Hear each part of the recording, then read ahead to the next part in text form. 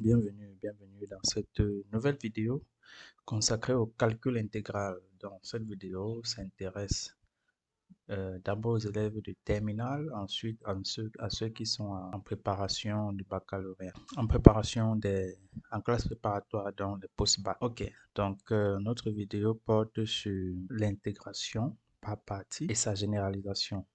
Donc, ce sont des thématiques qui viennent toujours à ces concours des écoles des statistiques, des assurances, d'économie et finance, du CERDI, de l'EAMO, de l'EAMA, bref, toutes les écoles d'ingénieurs.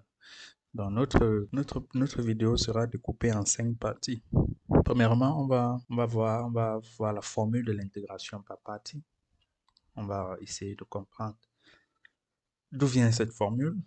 Ensuite, nous allons voir quelques principes d'application de l'intégration par partie. Et nous allons voir des exemples d'application en troisième point.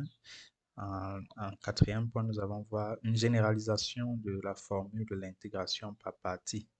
Et enfin, on va voir une application de cette généralisation. Donc, sans plus tarder, on passe au premier point.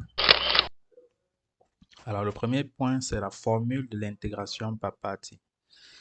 D'où vient cette formule? C'est ce que nous allons essayer d'expliquer. Alors, cette formule vient du fait que si on veut dériver le produit de deux fonctions, si on prend la fonction f de x multiplié par g de x, c'est quoi la formule qui dérive le produit de deux fonctions? Donc, nous allons essayer de changer la couleur pour mieux voir. Alors, c'est égal à f' de x. Donc, si on veut calculer la dérivée de cette fonction, c'est f' de x fois g de x plus f de x multiplié par g' de x. Donc, ça, c'est la formule de la dérivée.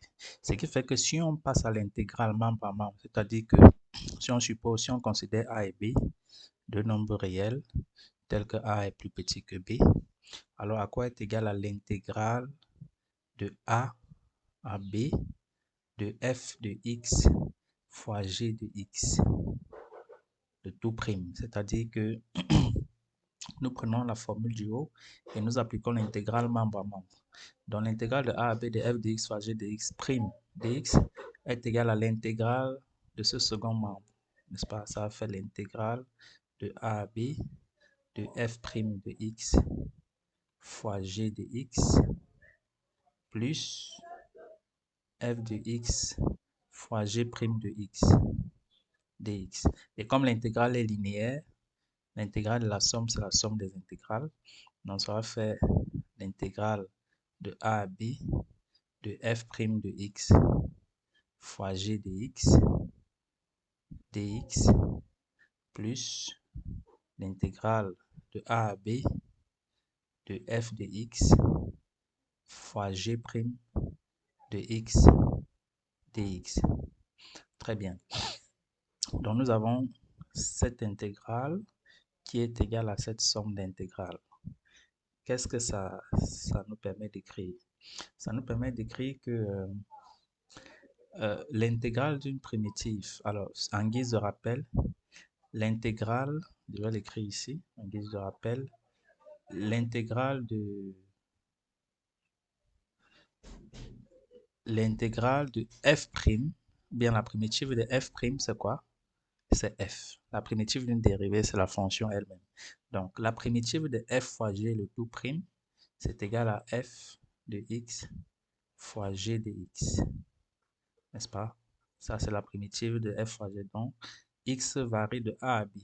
Donc, on a donc cette partie-ci qui donne f de x fois g de x à b est égale à cette autre partie que voici.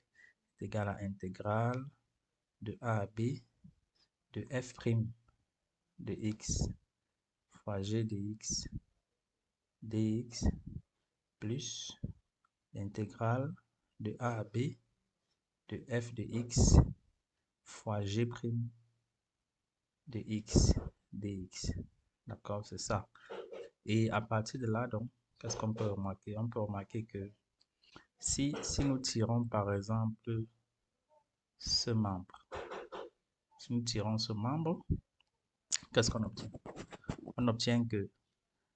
on obtient simplement que l'intégrale de A à B de f' de x fois g de x dx est égal à quoi? Donc, si on tire ce membre, on va faire traverser ce membre aussi de l'autre côté de l'égalité. Donc, ça va faire d'abord f de x fois g de x allant de A à B, moins quoi? Moins l'intégrale de A à B de, de f de x fois g' de x dx. Donc, c'est de là que vient la formule d'intégration par partie. Donc, si on veut récapituler, nous pouvons écrire que, si je vais arranger un peu, ok, ça veut dire que l'intégrale de A à B de f' de x fois g de x dx est égal à quoi? Est égal à f de x fois g de x, x allant de A à B, moins l'intégrale de A à B de f de x fois g' de x dx. Donc, qu'est-ce qu'on remarque dans cette formule? Dans cette formule, on remarque tout simplement que ici, on a f' de x fois g de x, alors que ici, on a f de x fois g' de x. Vous voyez la différence? Donc, ça, c'est la première remarque qu'il faut faire. La deuxième remarque, c'est que comment est-ce qu'on fait pour appliquer cette formule? En fait, cette formule s'applique tout simplement au calcul des intégrales correspondant au produit de deux fonctions. C'est-à-dire que si vous voulez calculer l'intégrale de A à B du produit de deux fonctions, prenons par exemple la fonction phi de t fois la fonction h de t dt, si vous voulez calculer une intégrale comme ça, ce qu'il y a lieu de faire, c'est d'identifier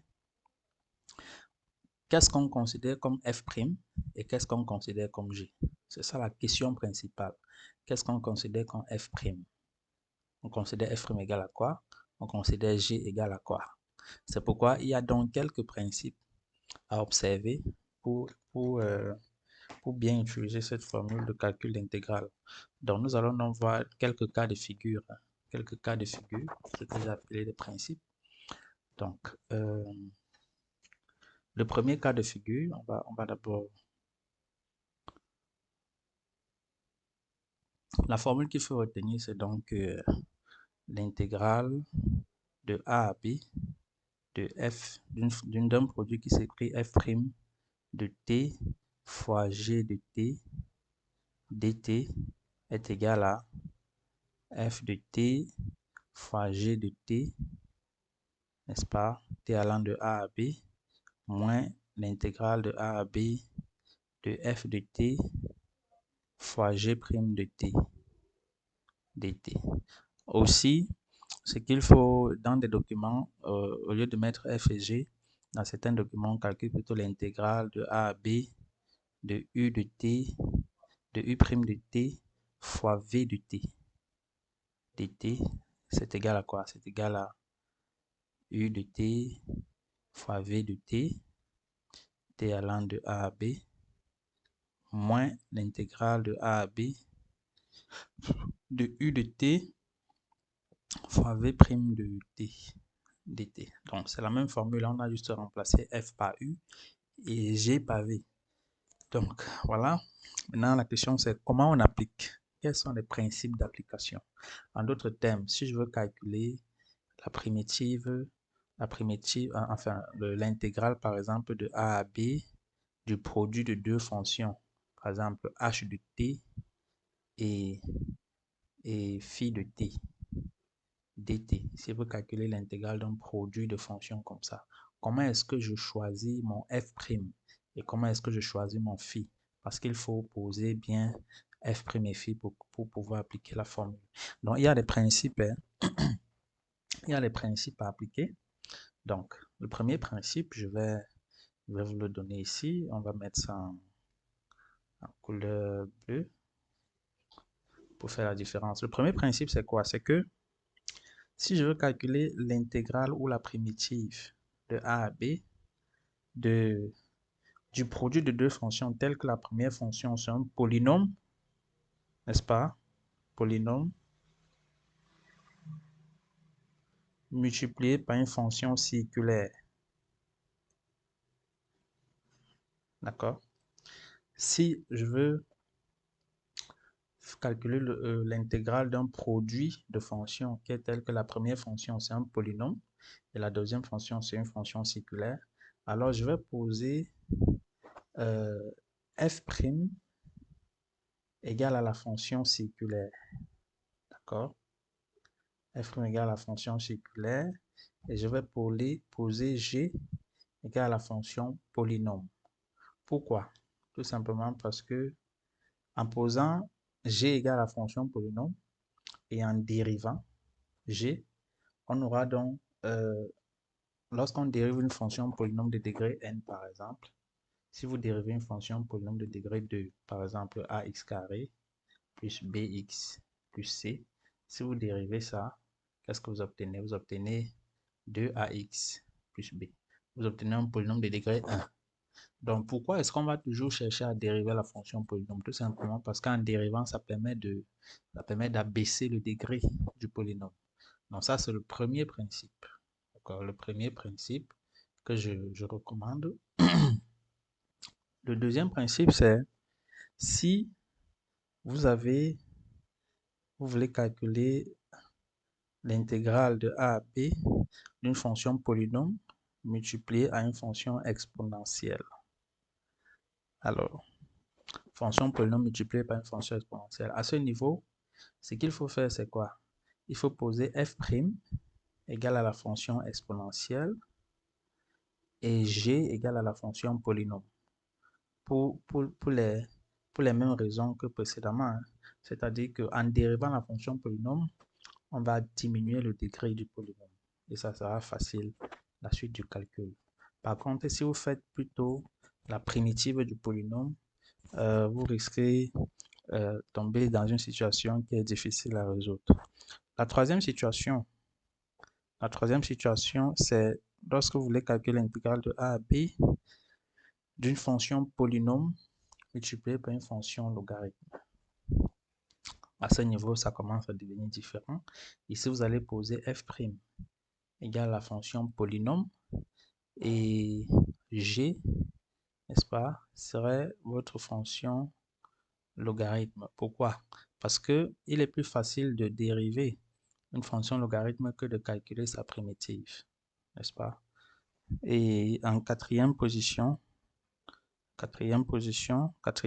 ou bien quatrième principe, c'est lorsque vous voulez calculer l'intégrale d'une fonction exponentielle multipliée à une fonction circulaire, n'est-ce pas? C'est-à-dire une fonction cosinus ou sinus.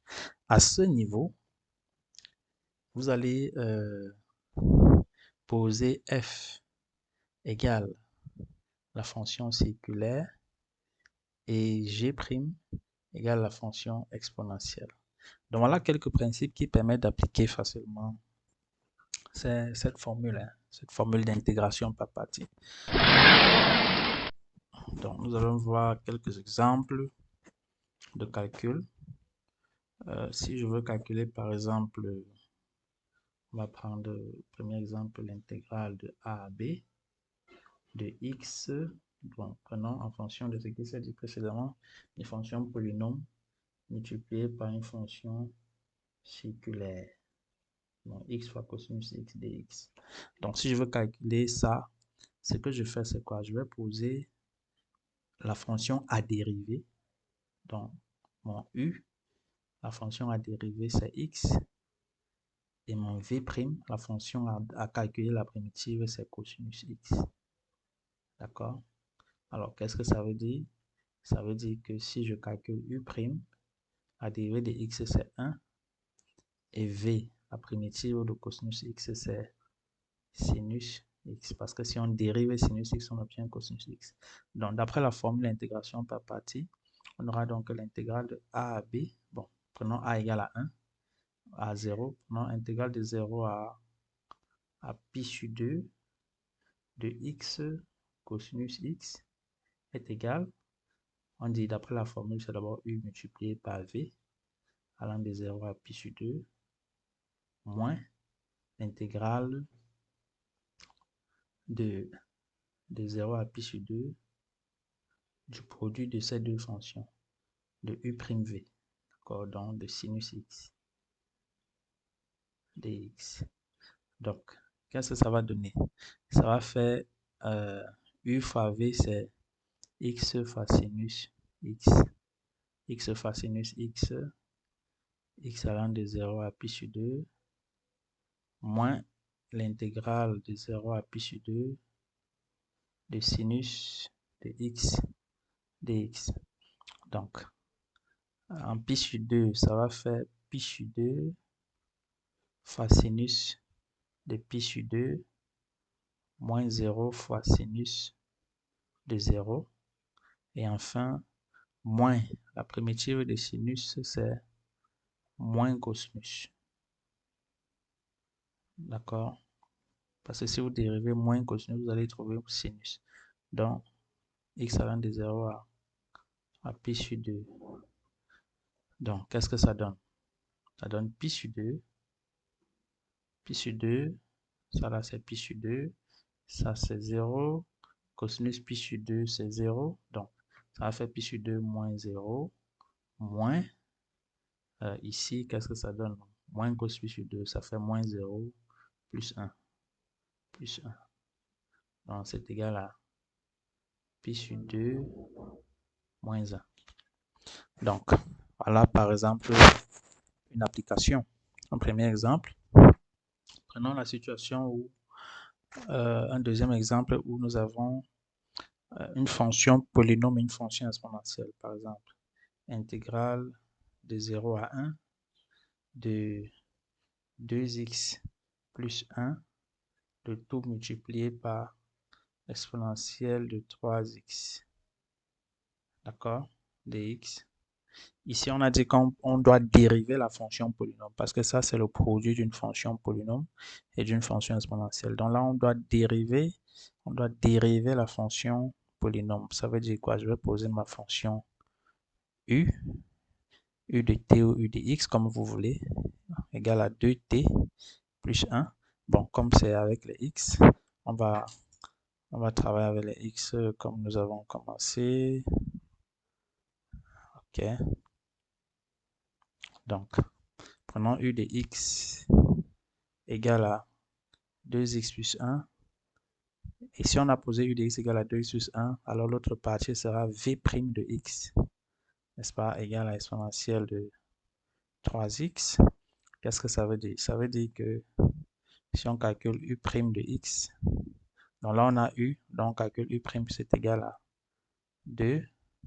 Et v de x, la primitive de l'exponentielle de 3x, c'est 1 sur 3 exponentielle de 3x. De manière générale, la primitive de l'exponentielle de ax plus b dx est égale à 1 sur a exponentielle de ax plus b. Parce que si vous dérivez 1 sur a fois exponentielle de ax plus b, vous allez retrouver l'exponentielle de ax plus b. Donc, si on applique dans cette formule, on voit que notre intégrale là, de 0 à 1, s'écrit encore intégrale de 0 à 1 de u de x fois v' de x dx, n'est-ce pas? Parce qu'on a posé u, on a posé, disons, on a posé u de x égale à ça, c'est u de x. On a posé v' de x égale à ça, c'est v'. Donc, ça va faire, d'après la formule, ça va faire uv d'abord, u de x fois v de x, u de x fois v de x allant de 0 à 1, moins l'intégrale de 0 à 1 de U' de x. Donc, c'est-à-dire quoi? Quand vous disposez vos fonctions comme ceci, le résultat sera le produit là, U de x fois V de x, moins le produit là. D'accord? Donc, moins intégrale de 0 à 1 de ce produit de 2 fois 1 tiers exponentielle de... Bon, on va d'abord écrire la formule avant de remplacer.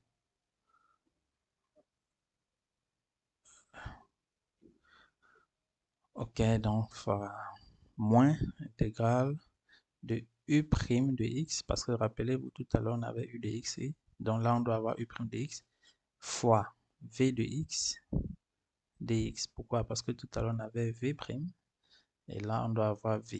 Donc si on remplace, qu'est-ce que ça donne? Ça va donner U de x fois V de x. Ça fait 2x plus 1, ça c'est U de x, fois V de x qui est 1 tiers exponentielle de 3x, x allant de 0 à 1, moins l'intégrale de 0 à 1 de U' de x fois V de x, c'est-à-dire 2 tiers fois exponentielle de 3x dx. Donc, qu'est-ce que ça donne? On va remplacer pour x égale à 1. On aura 3 fois 1 tiers. Si on remplace x par 1 ici, ça fait 3 fois 1 tiers exponentielle de 3. Moins, pour x égale à 0, ici, ça va faire 1. Là, ça va faire 1 tiers. Donc, moins 1 tiers. Maintenant, moins 2 tiers, intégrale de 0 à 1, exponentielle de 3x dx. Parce que 2 tiers, n'est-ce pas, 2 tiers peut sortir de l'intégrale. Donc, ça va donner exponentielle de 3 moins 1 tiers moins la primitive de l'exponentielle de 3x, c'est 1 sur 3 exponentielle de 3x. Donc, moins 2 tiers fois la primitive de l'exponentielle de 3x qui est 1 sur 3 exponentielle de 3x, x allant de 0 à 1. Donc, ça va faire exponentielle de 3 moins 1 tiers moins 2 tiers multiplié par, pour x égale à 1, ça fait 1 tiers exponentielle de 3. Et pour x égale à 0, ça fait moins 1 tiers. Donc, le résultat final va donner quoi? On aura exponentielle de 3 moins 1 tiers moins 2 neuvièmes exponentielle de 3 plus 2 neuvièmes.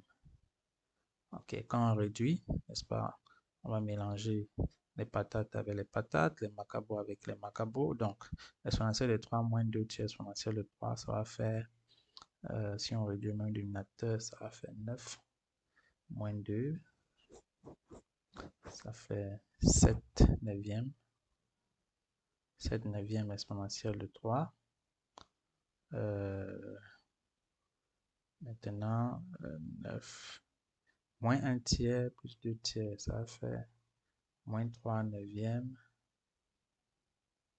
plus 2 neuvièmes, ça fait moins 1 neuvième. Donc, on peut écrire ça plus simplement.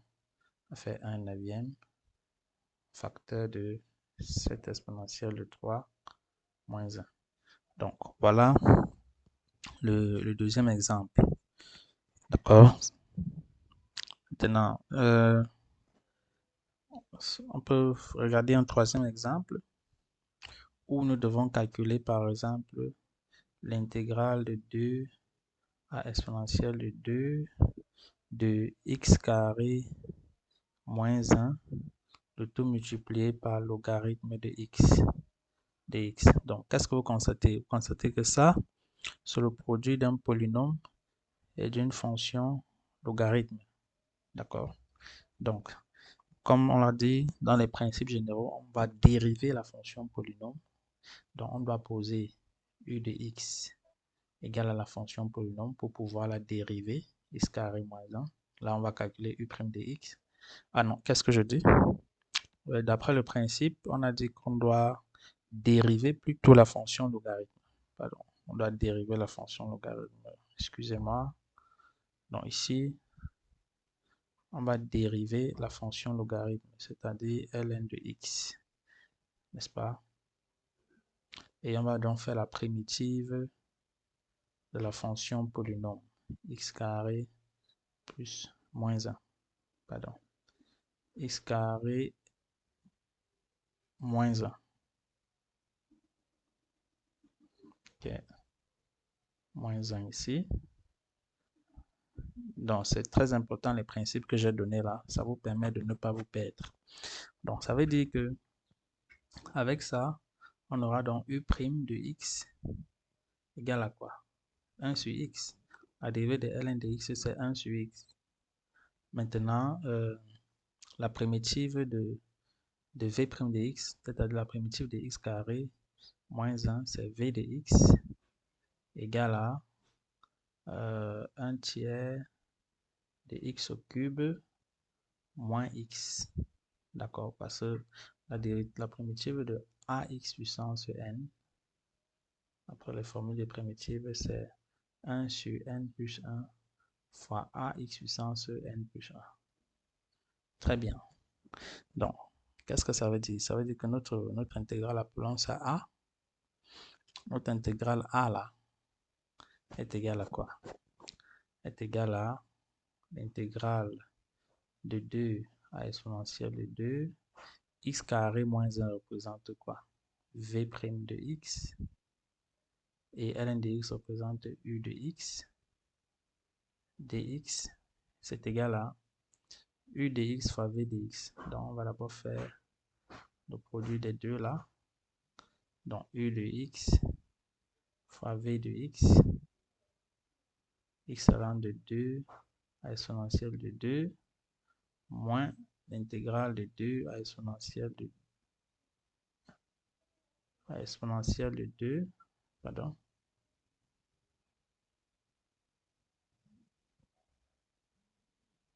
Ok, moins intégrale de 2 à exponentielle de 2.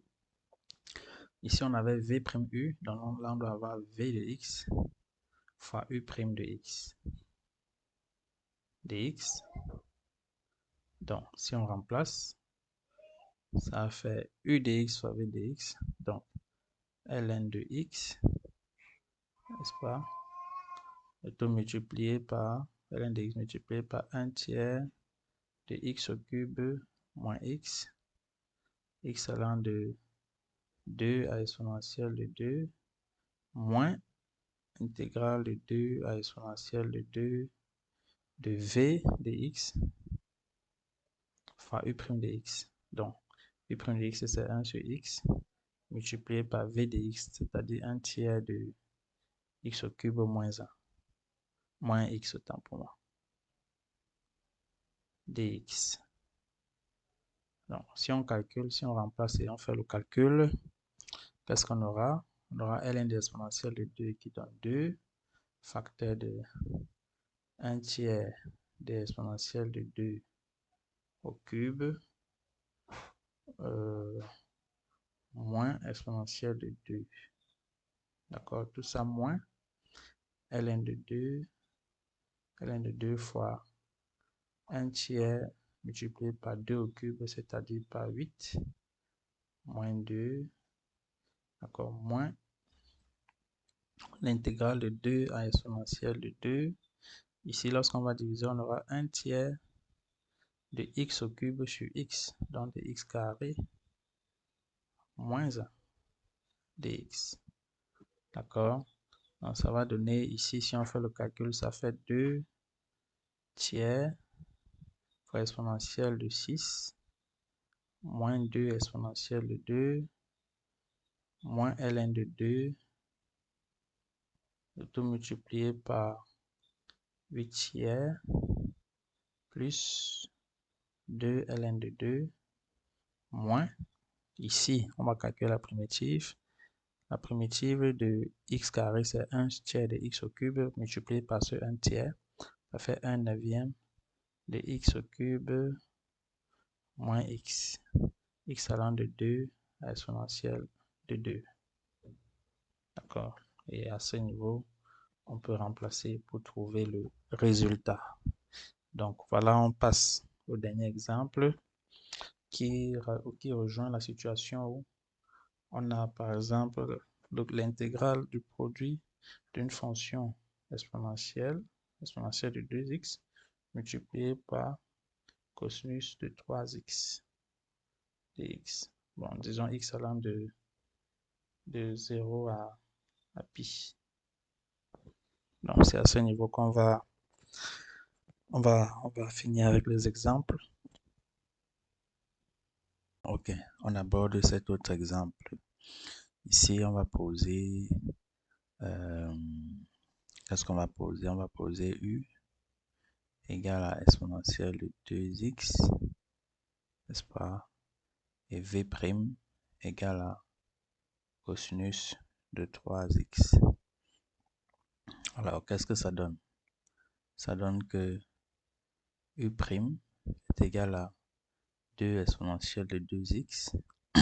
Pourquoi? Parce que la dérivée de exponentielle de ax, la dérivée de cette fonction, c'est a exponentielle de ax. D'accord? Et v est égal à quoi? La primitive de cosinus de x, c'est sinus x. Mais comme il y a cosinus 3x, comme il y a 3x à l'intérieur, on va dire 1 sur 3 sinus 3x. D'accord? Ok. Donc, si vous dérivez ça, vous êtes sûr de retrouver cos 3x. Donc, si on appelle ça notre intégrale i, qu'est-ce qu'on obtient? On obtient que i égale à u fois v.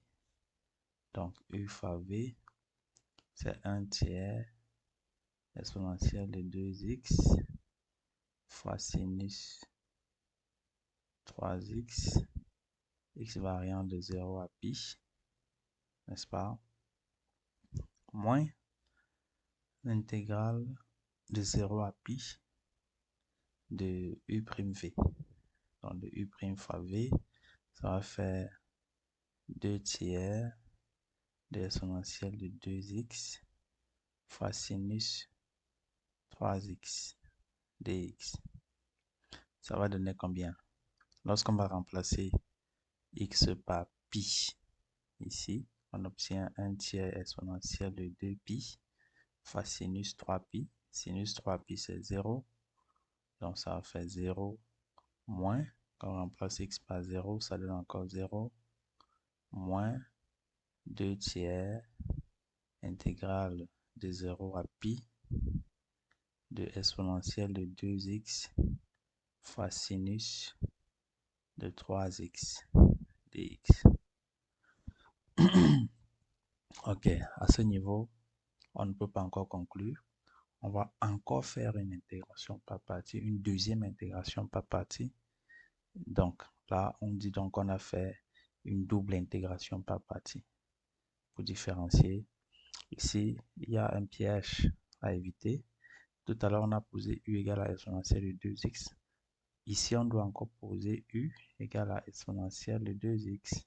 Donc, si vous commencez par dériver la fonction exponentielle, continuez à la dériver même à la deuxième intégration par partie. Donc, poser u égale à exponentielle de 2x et v' égale à combien? V' égale à sinus de 3x. Ceci veut dire quoi? Ça veut dire que u' de x égale 2 exponentielle de 2x et v de x, c'est quoi la primitive de sinus? C'est moins cosinus. Donc, ça va faire moins 1 tiers de cosinus de 3x. D'accord? Si on dérive ça, on est sûr de trouver sinus 3x. Donc, notre intégrale i est donc égale à moins 2 tiers. Le moins 2 tiers qui était là, multiplié par uv, parce que moins 2 tiers va multiplier toute cette intégrale. U fois v, c'est exponentielle de 2x fois moins 1 tiers de cosinus 3x, x allant de 0 à pi, d'accord, plus, bon, disons que pour ne pas s'embrouiller, on va mettre tout cette intégrale-là dans les crochets, c'est-à-dire on va mettre 2 tiers à l'extérieur. Ici, on aura donc moins le produit, moins l'intégrale de 0 à pi du produit U' fois V. Donc, de moins 2 tiers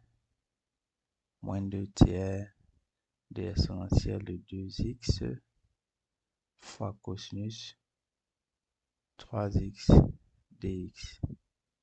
D'accord, tout ça, voilà. Donc, qu'est-ce qu'on obtient? On obtient que I égale à moins 2 tiers multiplié par quoi? Multiplié par ici. Ce calcul ici va faire exponentielle de 2pi fois moins 1 tiers cosinus 3pi. Cosinus 3pi, c'est moins 1. Moins 1 avec le moins 1 tiers ici, ça fait 1 tiers. Ça fait 1 tiers exponentielle de 2pi. D'accord? Moins, n'est-ce pas? Moins pour x égale à 0. Pour x égale à 0, qu'est-ce qu'on obtient? On obtient exponentielle de 0 qui donne 1 fois moins 1 tiers fois cosinus de 0 qui donne encore 1. D'accord? Donc, moins 1 tiers, moins 1 tiers, ça va faire plus 1 tiers. Maintenant, ici, le moins 2 tiers ici va sortir de l'intégrale pour venir se placer à l'extérieur ici. Avec l'autre moins, ça va faire plus. Donc, plus 2 tiers intégrale de 0 à pi de exponentielle de 2x cosinus 3x dx. D'accord? Vous obtenez quoi? Vous obtenez, alors si on fait entrer le moins 2 tiers partout, on va obtenir, ou bien si on factorise par, si on développe par moins 2 tiers, on aura moins 2 neuvièmes exponentielle de 2pi, moins 2 neuvièmes et moins 2 neuvièmes, moins 4 neuvièmes autant pour moi, moins 4 neuvièmes de i. Voilà, donc qu'est-ce qu'on obtient? Je vais dupliquer un peu. Donc on obtient que i, je vais écrire ça en jaune vert, on obtient que i est égal à moins 2 neuvièmes facteur de exponentielle de 2pi plus 1. Mais si on met moins 2 neuvièmes ici en facteur, le facteur commun, et ensuite il y a moins 4 neuvièmes de i. Donc vous voyez qu'on peut renvoyer moins 4 neuvièmes de i de l'autre côté. On aura i plus 4 neuvièmes de i. Plus 4 neuvièmes de i est égal à moins 2 neuvièmes facteur d'exponentielle de 2pi plus 1. Ça veut donc dire que i plus 4 neuvièmes de i, ça va faire 9 plus 4, 13 neuvièmes de i. 13 neuvièmes de i est égal à moins 2 neuvièmes facteur d'exponentielle de 2pi plus 1. Donc, si on tire i, ça veut dire que i est égal à moins 2 treizièmes, de exponentielle de 2pi plus 1. Donc, ici, on a fait ce qu'on appelle une double intégration par partie. Ça, c'est donc une introduction à la deuxième partie de notre vidéo qui consiste à vous présenter ce qu'on appelle l'intégration par partie itérée. C'est une généralisation de l'intégration par partie. Donc, ici, vous voyez tout à l'heure, avec l'intégration par partie, on voulait calculer l'intégrale de A à B d'un produit qui peut s'écrire sous la forme f' de t fois g de t dt. D'accord, c'est ce qu'on voulait calculer tout à l'heure. Or, ici, regardez maintenant, cette généralisation prend en compte le fait que l'une des fonctions peut être vue comme une dérivée énième. D'accord, et voici dans la formule que ça donne. Dans la première des choses que nous allons faire, nous allons démontrer cette formule. D'accord, nous allons démontrer cette formule, c'est-à-dire que nous allons faire une démonstration par récurrence. On va faire une démonstration par récurrence. D'accord. Donc, pour ce faire, nous allons faire les deux principales étapes d'une démonstration par récurrence qui consiste à démontrer l'initialisation et l'hérédité. D'accord? Donc, nous allons sans plus tarder passer à la démonstration par récurrence. Donc, on va commencer dans la page précédente. Alors, l'hérédité. L'hérédité, c'est de dire, est-ce que cette formule est vraie pour n égale à, pour n égale à 1? Donc, pour n égale à 1, d'accord, qu'est-ce qu'on a à gauche? À gauche de l'égalité, on a intégrale de a à b de f' de t fois g de t dt. D'accord? Et on sait que d'après la formule de l'intégration par partie, ceci est égal normalement à f de t fois g de t, n'est-ce pas, t allant de l'intervalle a à b, moins intégrale de a à b de f de t fois g' de t. Ça, c'est ce que le terme de gauche donne. À droite de l'égalité, c'est-à-dire cette partie de l'égalité. D'accord? Pour cette partie, lorsqu'on remplace n par 0, par 1 autant pour moi, on obtient somme allant de 0 à de 0 à 0, n'est-ce pas? Si on remplace n par 1, ça fait de 0 à 0, de moins 1 puissance k fois f,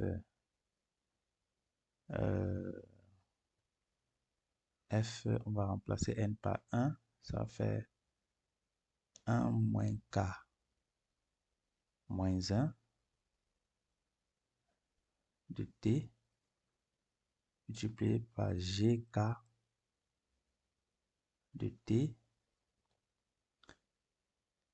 allant de a à b plus, ici on va remplacer n par 1, ça va faire moins 1 puissance 1 intégrale de a à b de f de t fois g 1 de t dt. Lorsqu'on simplifie, qu'est-ce qu'on obtient?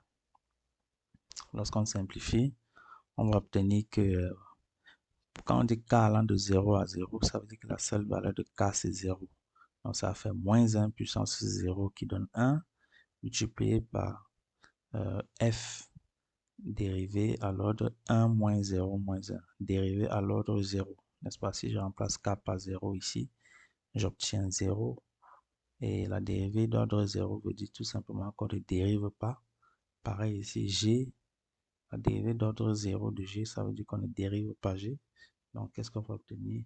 On va obtenir f de t fois g de t, n'est-ce pas? T allant de A à B.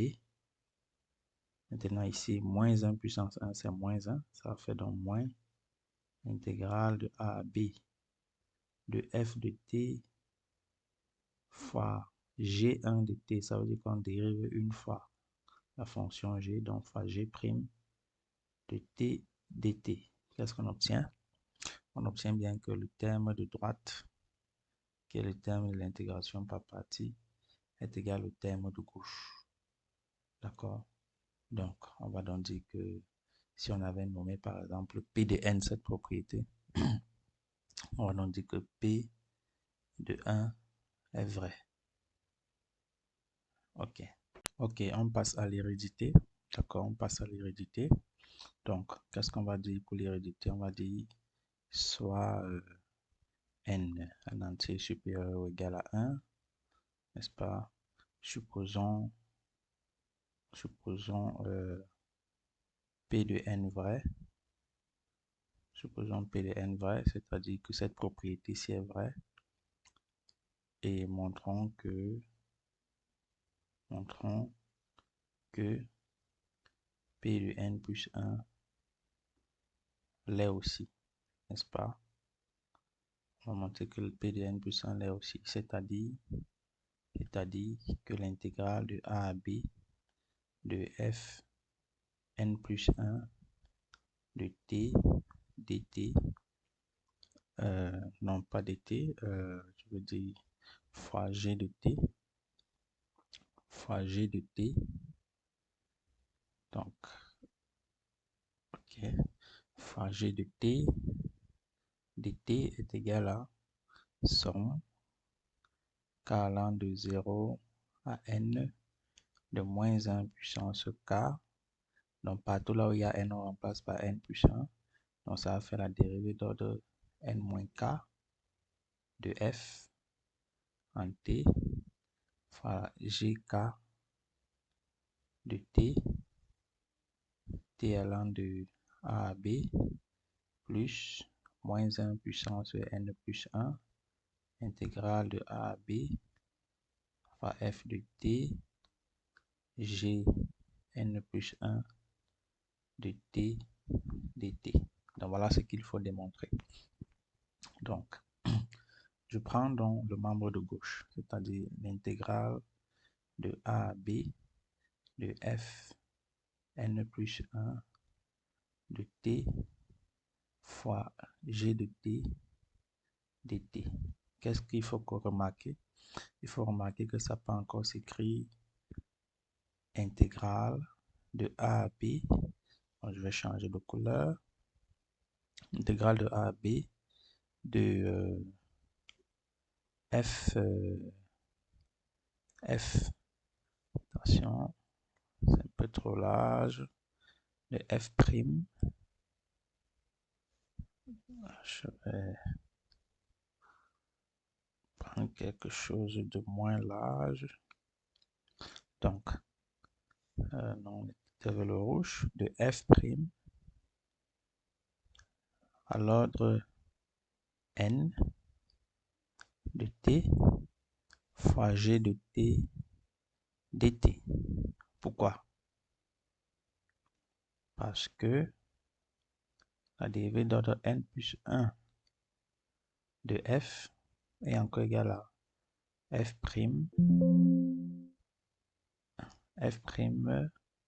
qu'on dérive à l'ordre n. C'est aussi égal à la dérivée d'ordre n qu'on dérive. Mais voici l'écriture que nous allons utiliser. Une dérivée d'ordre n ici. Donc, en appliquant l'hypothèse de récurrence, ici notre fonction c'est plutôt f' à l'ordre n. Et là c'est g de t.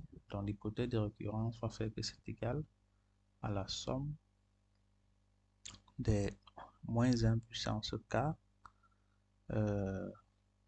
multiplié par f' qu'on va dériver à l'ordre n-k-1 de t multiplié par g dérivé d'ordre k de t allant de A à B, et ici on a k qui varie de 0 à n-1, d'accord? Donc, j'applique juste la formule, plus moins 1 puissance n intégrale de A à B. Ici, notre fonction, ça sera plutôt f' de t fois g, f' de t fois g n de t dt. Donc, c'est là où nous en sommes. C'est là où nous en sommes. Alors, c'est égal à quoi? C'est égal à la somme k allant de 0 à n-1 de moins 1 puissance k multiplié par f' dérivé à l'ordre n-k-1. Ça fait tout simplement f que nous avons dérivé à l'ordre n-k de t fois la dérivée d'ordre k de g en t allant de A à B, plus moins 1 puissance n. Alors ici, ce qu'on va faire, on va appliquer la formule de l'intégration par partie. D'accord? Juste en guise de rappel, nous savons que si on a une intégrale qui s'écrit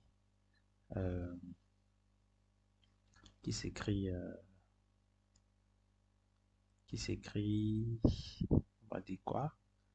Si on a une intégrale qui s'écrit intégrale de A à B, on va écrire ça en quoi? En jaune, que ça transparaît différemment.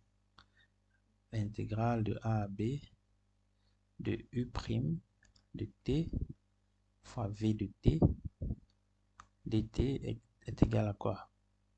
C'est égal à U de t fois V de t allant de A à B moins intégrale de A à B de U de t fois V' de t dt. Donc, ça c'est la formule d'intégration par partie. Donc ici, on va appliquer la formule de l'intégration par partie en considérant que notre U c'est f et notre V c'est g puissance n. Donc ici, qu'est-ce qu'on va obtenir? On va obtenir moins 1 puissance n, je vais mettre ça en rouge. Le tout multiplié par UV, donc ça va faire, si ma fonction U c'est f et V c'est g puissance n, ça va faire f de t fois gn de t, d'accord, t allant de A à B, moins intégrale de 0 de A à B, autant pour moi, de quoi ici ça va faire f de t et gn de tout prime dt. D'accord, on applique tout simplement la formule. Ici on a posé notre u égale à f et v égale à g puissance g dérivé énième de g dans, ça c'est dans l'intégrale de A à B de f' de t fois g n de t dt. Donc c'est ce qu'on a fait. Donc si on revient à notre stylet noir, ça va faire la somme k allant de 0 à n-1, jusque là il n'y a pas de problème, de moins 1 puissance k multiplié par la dérivée d'ordre n moins k en t fois la dérivée d'ordre k en t allant de a à b plus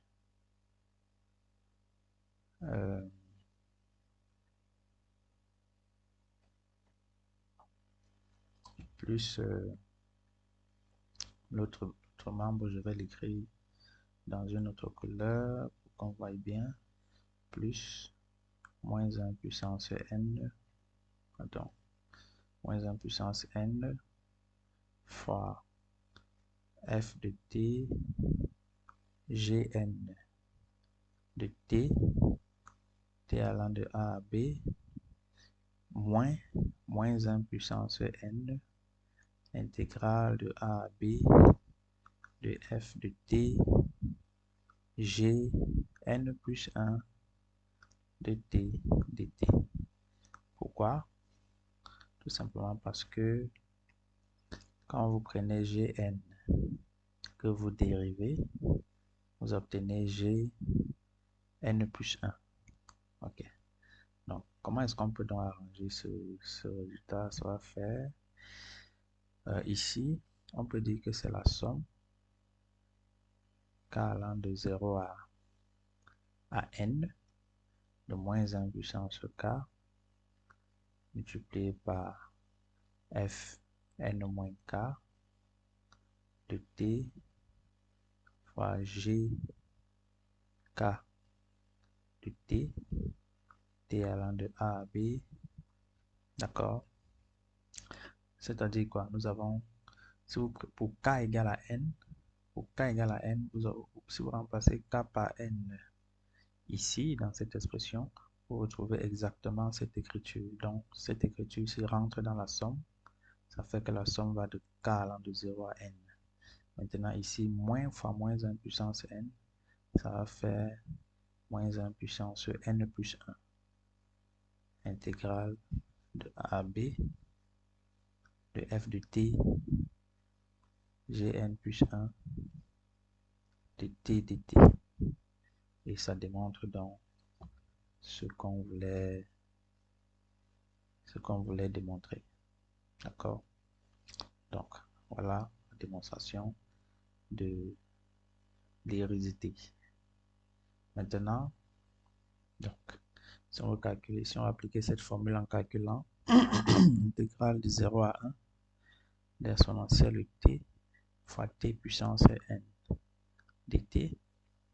Donc, si on pose fn de t égale à exponentielle de t et g de t égale à t puissance n, ça veut dire quoi? Ça veut dire que la dérivée d'ordre, ça veut dire tout simplement que f de t est égal à exponentielle de t. Si la dérivée d'ordre n de f donne exponentielle de t, alors f de t c'est exponentielle de t. Et maintenant, si je prends la dérivée d'ordre n de g, c'est égal à quoi? C'est égal à factoriel n. N'est-ce pas? La dérivée d'ordre n de g, ça va faire factoriel n.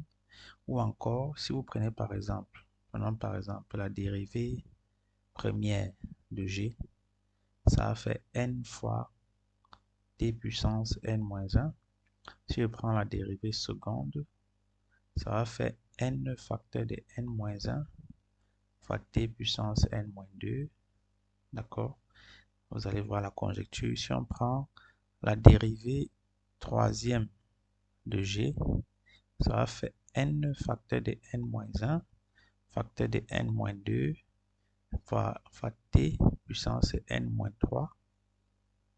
Si on prend la dérivée quatrième de g en t, on va obtenir n facteur de n moins 1 facteur de n moins 2 facteur de n moins 3 fois t puissance n moins 4.